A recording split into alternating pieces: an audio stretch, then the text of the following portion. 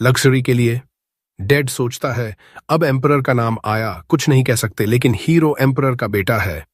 Hero बोलता है emperor का डिसरिस्पेक्ट कर रहे हो, वो लग्जरियस विला चाहेगा जबकि लोग स्ट्रगल कर रहे हैं। मैवरिक घुटनों पर गिरता है, कहता है मिसअंडरस्टैंडिंग है, तुरंत फंड्स डिस्ट्रीब्यूट करवाता हूं। सर्वेंट्स को ऑर्डर देता है। हीरो चाय पीते हुए काम बैठता है। डैड नेगोशिएशन से इम्प्रेस्ड हो जाता है। हीरो की स्किल्स देखकर वो बहुत तारीफ करने लगता है।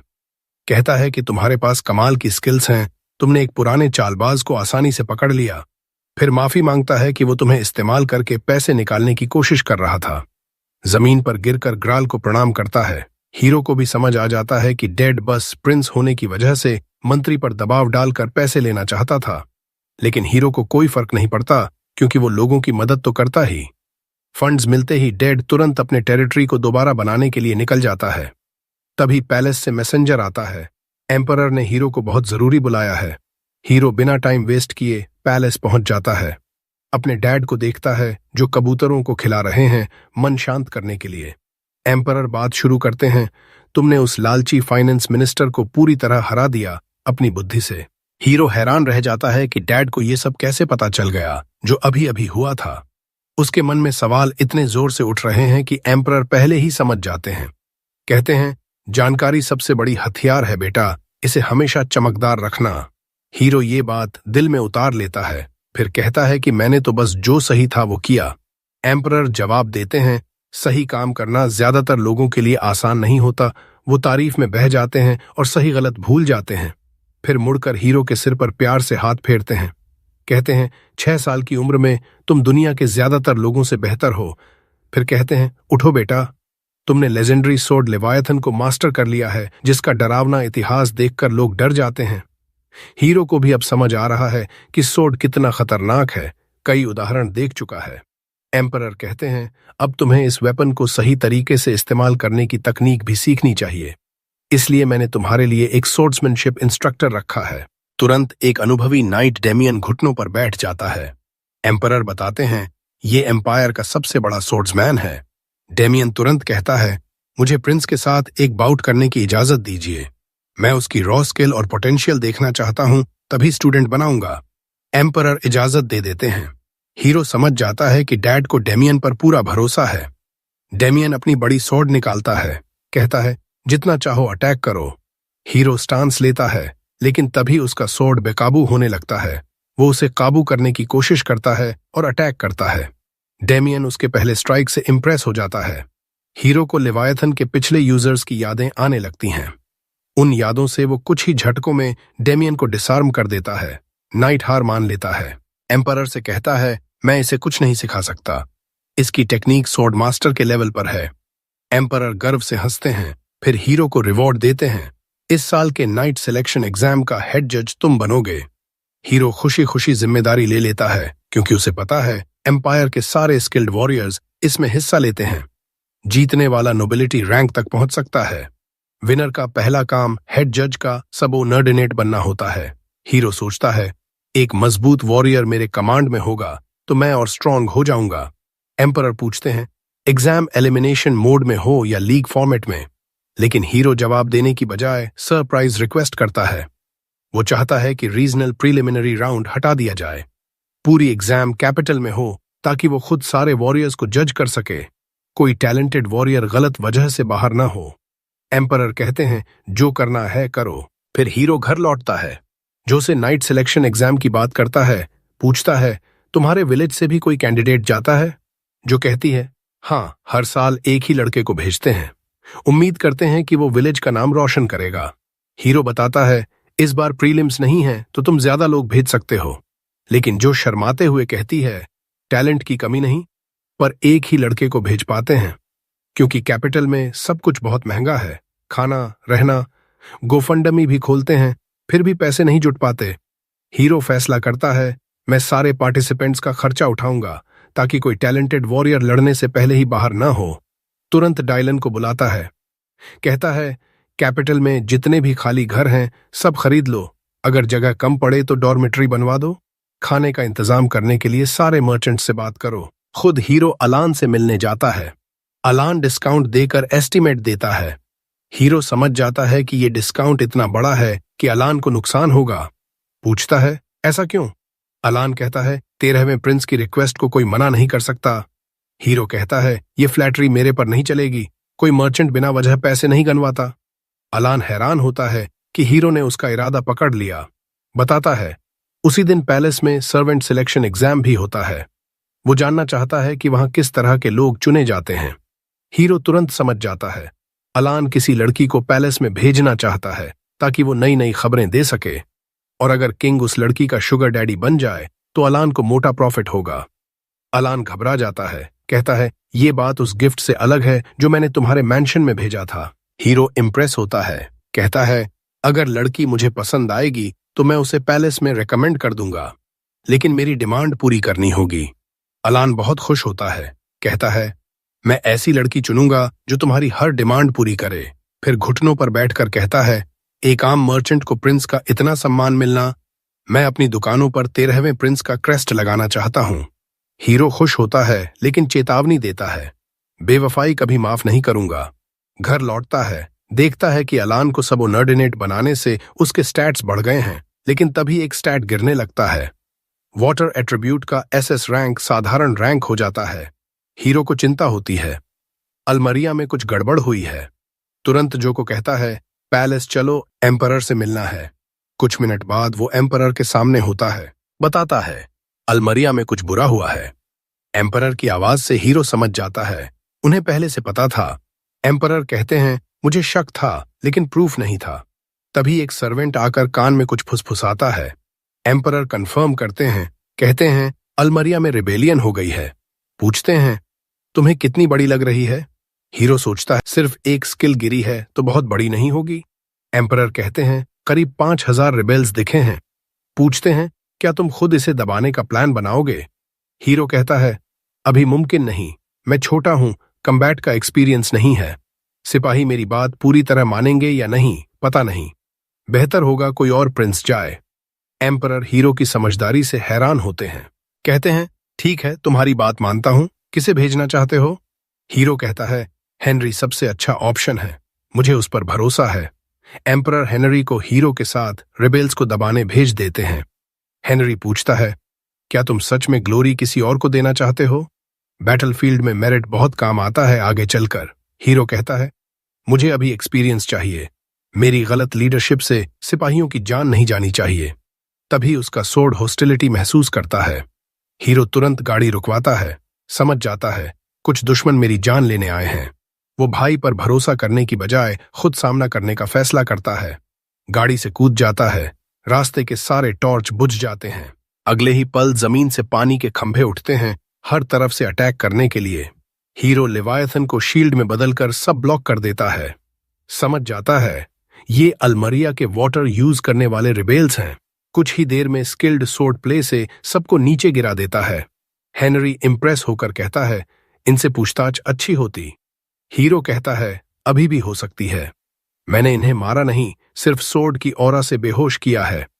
हेनरी फिर से इम्प्रेस होता है, कहता है, सुना था रिबेल्स के पास ज्यादातर कैवलरी मैन हैं, इसीलिए असैसिन्स की उम्मीद नहीं थी। ये बात सुनकर हीरो को कुछ गड़बड़ लगती है। अल्मरिया में अच्छे वॉर हॉर्स नहीं हैं। अगले दिन अलान के पास जाता है, टॉप सीक्रेट बताता है, अल्मरिया में रिबेलियन हो गई है। अलान को $10,000 देता है, कहता है, मार्केट में जितना भी हॉर्स फीड है सब खरीद लो। रिबेल्स ने हॉर्स कहीं और से खरीदे हैं, उन्हें फीड पास के मार्केट से ही लेना पड़ेगा। अगर फीड नहीं मिला तो उनकी हॉर्स कमजोर हो जाएंगी। थोड़ी देर बाद एम्परर बुलाते हैं, बताते हैं असैसिन्स से पूछताछ हुई। उन्होंने बताया कि वो मुझे मारना नहीं चाहते थे, बस किडनैप करके बार्गेनिंग चिप बनाना चाहते थे। हीरो कहता है, जो इतनी आसानी से बोल गया वो झूठ बोल रहा होगा। एम्परर मुस्कुराते हैं, तुम्हारी कॉमन सेंस कमाल की है, मेरे पास झूठ पकड़ने का तरीका है। हीरो टॉर्चर में इंटरेस्ट नहीं लेता, एम्परर पर भरोसा कर लेता है। एम्परर तारीफ करते हैं, तुमने रिबेल्स को इतनी जल्दी डील कर दिया, अगर तुम पकड़े जाते तो मुश्किल हो जाती। और हॉर्स पर फोकस करने का आइडिया भी कमाल का था। हीरो हैरान रह जाता है, वो तो अभी अभी अलान को ऑर्डर देकर आया था। एम्परर कहते हैं, स्टारवेशन स्ट्रैटेजी तो क्राउन प्रिंस अल्बर्ट भी सोच चुका था, लेकिन तुमने हॉर्स पर फोकस किया अपनी पॉकेट मनी से। कंधे पर हाथ रखकर कहते हैं, तुम में कमाल के आइडिया हैं, और उन्हें जल्दी अमल में लाने की हिम्मत भी। हीरो को डैड की तारीफ से अंदर कुछ नया एहसास होता है। फिर एम्परर रिवॉर्ड देते हैं, तुम अपने क्रेस्ट में सोड ऐड कर सकते हो। योद्धाओं के देश में बिना एम्परर की परमिशन के क्रेस्ट में सोड लगाना मौत की सजा है। हीरो अपनी खुशी छुपाने की पूरी कोशिश करता है। थोड़ी देर बाद अलान आता है। हीरो बेबी स्टेप्स में चलकर उसके पास जाता है। अलान कहता है, हॉर्स फीड के सारे टाइप और रूट्स मुझे पता हैं, खरीदना आसान होगा, लेकिन करुण, रिबेल्स का लीडर, बहुत क्रूर है, सावधान रहना। तभी एक मेड आती है। गेट पर एक घायल आदमी है। हीरो देखने जाता है। एक बुरी तरह घायल नाइट घुटनों पर बैठकर कहता है, अल्मरिया में रिबेलियन शुरू हो गई है। मेरा सुपीरियर भी इसमें शामिल है। मैंने उसका साथ नहीं दिया, बल्कि आपको रिपोर्ट करने आया। अलान सोचता है, ये आदमी बेकार में जान जोखिम में डाल आया। हमें तो पहले से पता था। हीरो शुक्रिया अदा करता है। मेड को ऑर्डर देता है, इसका इलाज करो। जाते जाते मुड़कर कहता है, इस नाइट को $1000 रिवॉर्ड दो। अलान पूछता है, पहले से पता थी, जानकारी के लिए पैसे क्यों जला रहे हो? हीरो कहता है, मैं जानकारी के लिए नहीं, उसकी लॉयल्टी और बहादुरी के लिए रिवॉर्ड दे रहा हूं। रात को जो ऑफिस में आती है, बहुत परेशान, जमीन पर गिर पड़ती है। हीरो पूछता है, क्या हुआ? जो पहले $500 की थैली और एक छोटी बोतल देती है। कहती है, किसी अनजान आदमी ने ये रिवॉर्ड दिया। बोतल में स्लीपिंग मेडिसिन है। मुझे तुम्हें ये पिलाकर रिबेल्स के हवाले करना था। हीरो समझ जाता है, रिबेल्स मुझे हर हाल में चाहते हैं। पूछता है, बोतल मेरे पास क्यों लाई? जो रोने लगती है। कहती है, उन्होंने धमकी दी थी कि अगर मैंने ऐसा नहीं किया तो मुझे मार देंगे, लेकिन मैं तुम्हें कभी धोखा नहीं दे सकती। हीरो चुपचाप डेस्क पर जाता है, $5000 का चेक लिखता है। कहता है, ये तुम्हारा रिवॉर्ड है, क्योंकि तुमने अपनी लॉयल्टी इतने सस्ते में नहीं बेची। वो लड़की कहती है कि वो इसे एक्सेप्ट नहीं कर सकती, लेकिन हीरो उसे कहता है कि अच्छी लड़की बनो और रिवॉर्ड ले लो। वो रोने लगती है और थैंक यू बोलती है, लेकिन हीरो कहता है कि उसे उसके लिए कुछ करना होगा। वो बताता है कि वो मेडिसिन पीकर बेहोश हो जाएगा और फिर वो उसे उन लोगों के पास ले जाएगी जिन्होंने उससे कांटेक्ट किया था। वो उसे कहता है कि जैसे ही उसे सौंप देना, तुरंत भाग जाना, ताकि वो उसे साइलेंस न कर दें। जोई बहुत डर जाती है इस बात से, लेकिन हीरो ने मन बना लिया है उन डेस्परेट रेबल्स से मिलने का। कुछ घंटों बाद हीरो कहीं सुनसान जगह पर जागता है। वो सुनता है कि किडनैपर्स बात कर रहे हैं कि उसे किल करना लास्ट रिजॉर्ट है। कारून के ऑर्डर्स के मुताबिक उसे सेफ रखना है। हीरो दवा का असर पूरी तरह खत्म होने देता है। फिर चेक करता है अपनी सिचुएशन। हाथ पैर बंधे हुए हैं, लेकिन रेबल्स तो सर्च एंड डिस्ट्रॉय खेलने में बिल्कुल जीरो हैं, क्योंकि उन्होंने इस बार लेवायथन को हीरो के कान में छुपा हुआ नहीं देखा। पिछली बार की तरह ऐस में नहीं। हीरो उसे निकालता है, नॉर्मल साइज में लाता है। फिर मैजिक रिंग से वाटर ब्लेड बनाकर रोप काट देता है। अब वो सोड की मेमोरीज से देखता है कि उसके साथ क्या हुआ। वो खुद को अनकॉन्शियस देखता है। ऑफिस में जोई भाग रही है। रेबल्स उसे सराउंड कर लेते हैं। वो जोई को इग्नोर करते हैं क्योंकि हीरो को मैंशन से बाहर निकालना टॉप प्रायोरिटी था। फिर उसे ओपन कैरेज में ले जाते हैं। रिकैप पूरा होने के बाद हीरो तैयार हो जाता है रेबल्स से निपटने के लिए। वो कैंप फायर के आसपास ब्रेक ले रहे हैं। उनका लीडर गुस्सा हो जाता है कि किसने इतने खराब नॉट्स बांधे। तभी हीरो सोड लेकर कूद पड़ता है। बैंडिट्स उसे अंडर एस्टिमेट करते हैं और कहते हैं, अच्छे से सरेंडर कर दो, इस बार तुम्हारा ब्रदर यहां नहीं है प्रोटेक्ट करने के लिए। एक अपना सोड निकालता है हीरो को रिकैप्चर करने के लिए, लेकिन वो एक कदम भी आगे नहीं बढ़ पाता। हीरो चार्ज करता है और उसके नेक की सारी वेन्स और आर्टरीज चीर देता है। पहला रेबल मरता है, बाकी डर जाते हैं। हीरो कहता है कि वो इन्फॉर्मेशन लेना चाहता था, लेकिन यहाँ सब इडियट हैं। ये भी नहीं जानते कि असैसिन्स को हेनरी ने नहीं हराया था। रेबल्स लड़ने को तैयार होते हैं, लेकिन हीरो उन्हें एफर्टलेसली स्मोक कर देता है। तभी वो देखता है जोई नाइट्स का ग्रुप लेकर आ रही है। वो पूछता है, तू यहाँ क्या कर रही है? जोई कहती है वो बहुत वरी हो गई थी, इसलिए नाइट्स को लेकर सेव करने आई, लेकिन जरूरत नहीं पड़ी क्योंकि सब रेबल्स पहले ही हार चुके हैं। हीरो आगे बुलाता है नाइट्स के कैप्टन को और कहता है रेबल्स को ले जाओ। तभी एक रेबल के हाथ से वियर्ड लुकिंग डैगर गिरता है। एक नाइट उसे उठाने वाला होता है, लेकिन हीरो को सेंस होता है कुछ गड़बड़ है। वो तुरंत स्टॉप बोलता है, सबको पीछे हटने को कहता है। वो डैगर की तरफ बढ़ता है। उसमें स्ट्रॉन्ग कर्स्ड एनर्जी निकल रही है हीरो को लेवायथन की मास्टरी की वजह से फील हो रही है। उसे याद आता है रेबल्स की बात कर्स्ड डैगर की, जो लास्ट रिजॉर्ट में यूज करने वाली थी उसे किल करने के लिए। वो कर्स लगाने वाले की हेट्रेड सेंस करता है और एक पल के लिए उसका चेहरा भी दिखता है। हीरो तुरंत रिकॉग्नाइज कर लेता है वो रेबल्स का लीडर है। वो डिसाइड करता है पर्सनली डील करने का। हीरो लेवायथन से पूछता है क्या वो प्लान में हेल्प कर सकता है, क्योंकि लेजेंडरी वाटर एलिमेंट सोर्ड के लिए ये आसान होगा। लेवायथन ग्लो करता है पॉजिटिव आंसर में। हीरो उसकी कर्स्ड एनर्जी चैनल करता है और कर्स्ड वाटर की स्ट्रीम स्काई की तरफ शूट करता है। वो स्ट्रीम क्लाउड्स के ऊपर से गुजरती है, एम्पायर के आधे रास्ते तक जाती है और कारफन को हिट कर देती है। अगले दिन एम्परर हीरो को फिर समन करता है। वो नीचे झुककर हीरो के शोल्डर्स पर हाथ रखता है, प्रेज करने के लिए उस एक्स्ट्रॉर्डिनरी फीट के लिए। रिपोर्ट आया था कि रेबल्स के लीडर की मौत हो गई, फोरहेड के बीच में होल बना वाटर जेट से। एम्परर जानता है ये हीरो के अलावा कोई नहीं कर सकता। हीरो कंफर्म करता है। वो कहता है कर्स्ड डैगर की हेट्रेड से लॉक ऑन किया रेबल लीडर पर, फिर हंड्रेड्स ऑफ माइल्स दूर से नो स्कोप हेडशॉट मार दिया। लीडर मरने के बाद रेबल्स को सप्रेस करना हेनरी के लिए इजी पीजी हो जाता है। जल्दी ही सब लोग अरेस्ट हो जाते हैं। ह्यूज असेंबली बुलाई जाती है पनिशमेंट डिसाइड करने के लिए। एम्परर ऑर्डर देता है कल्प्रिट्स को ड्रॉन एंड क्वार्टर्ड करने का। गूगल करके देख लेना क्या मतलब होता है। सब खुश हो जाते हैं रेबल्स को मिली सजा से, लेकिन तभी हीरो आगे बढ़ता है, एम्परर के सामने रिस्पेक्टफुली नील करता है और कहता है ऐसा नहीं करना चाहिए। सब शॉक्ड हो जाते हैं, खासकर एम्परर। वो पूछता है मतलब क्या? हीरो कहता है सबको लॉ के अकॉर्डिंग पनिश होना चाहिए। लॉ में कहीं क्वार्टर्ड करने की सजा नहीं लिखी। रेबल लीडर्स को स्प्लिट इन हाफ करना है, बाकी को गुलक भेजना है। हीरो इंसिस्ट करता है लॉ फॉलो करो। एम्परर पूछता है इतनी ब्रूटल डेथ से कैसे इनकार कर सकता है जो उसके टेरिटरी में रेबल हुए। हीरो सिंपली कहता है अगर एम्परर लॉ तोड़ेगा तो उसकी रेप्यूटेशन और लोगों पर नेगेटिव इफेक्ट पड़ेगा। सब स्पीचलेस हो जाते हैं, लेकिन एम्परर मान जाता है। कहता है लॉ फॉलो करेंगे, लेकिन मैक्सिमम पनिशमेंट देंगे जो लॉ अलाउ करता है, बिना मर्सी के। हीरो को कोई प्रॉब्लम नहीं। एम्परर प्राइम मिनिस्टर को ऑर्डर देता है लॉ फॉलो करवाने का रेबल्स की पनिशमेंट में। पूरी कोर्ट हीरो की तारीफ करने लगती है कि एम्परर के सामने इतने बोल्डली खड़ा हुआ, उसकी मिस्टेक करेक्ट की। सब उसे फ्यूचर लेजेंड कहकर ग्लेज करने लगते हैं। एम्परर को भी गर्व होता है। वो सोचता है रिवॉर्ड देना चाहिए, हीरो को लॉ ब्रेक करने से रोका। कुछ सोचने के बाद एम्परर डिसाइड करता है टाइटल देने का। वो कहता है उसके कोई भी बच्चा उससे स्टैंड अप कर सकता है, लेकिन राइट रीजन से करना अलग बात है। हीरो ने यही किया, क्लेवर और ब्रेव दिखाया पूरी कोर्ट के सामने। इसलिए एम्परर उसे टाइटल देता है वाइज प्रिंस का। चेंज तुरंत हीरो के स्टेटस विंडो में रिफ्लेक्ट हो जाता है। एम्परर आगे कहता है अगर हीरो 10 साल पहले पैदा हुआ होता तो और बेहतर होता, लेकिन वो क्लियरली नहीं कहता कि थ्रोन का कंटेंडर होता।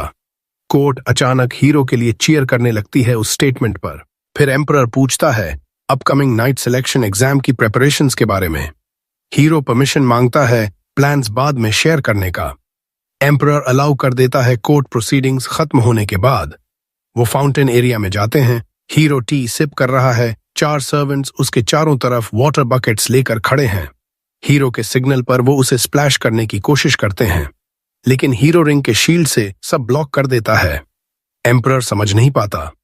हीरो एक्सप्लेन करता है कि वो सब पार्टिसिपेंट से ऐसा ही अटैक मंगवाएगा और जज करेगा स्किल को कि अटैक कितना क्लोज आया। एम्परर इम्प्रेस्ड हो जाता है इनोवेटिव तरीके से, लेकिन रिस्क्स भी बताता है। हीरो कॉन्फिडेंटली कहता है जो भी डिफेंस ब्रेक कर पाएगा उसे पर्सनली डील कर लेगा। एम्परर फिर इम्प्रेस्ड हो जाता है। रात को एम्परर थ्रोन रूम में प्राइम मिनिस्टर के साथ। प्राइम मिनिस्टर कहता है क्राउड के सामने वो रिमार्क अननेसेसरी था कि अगर नोआ पहले पैदा हुआ होता तो। एम्परर हंसता है, कहता है मैं सीरियस था। नोआ ट्रूली स्पेशल है, लेकिन लेवायथन की ट्रेमेंडस पावर से थोड़ा कंसर्न्ड भी है। ट्रू पावर अभी सील्ड है। फिर सर्वेंट को ऑर्डर देता है स्पेशल ट्रेजर लाओ। कहता है कहा जाता है लेवायथन का ट्रू सील कभी नहीं तोड़ना चाहिए, लेकिन शायद नोआ फुल पावर कंट्रोल कर ले। कुछ दिनों बाद नाइट सिलेक्शन एग्जाम शुरू होता है फुल ग्लोरी में। पूरे कंट्री से पार्टिसिपेंट्स आते हैं। कैपिटल की पूरी पॉपुलेशन देखने आती है।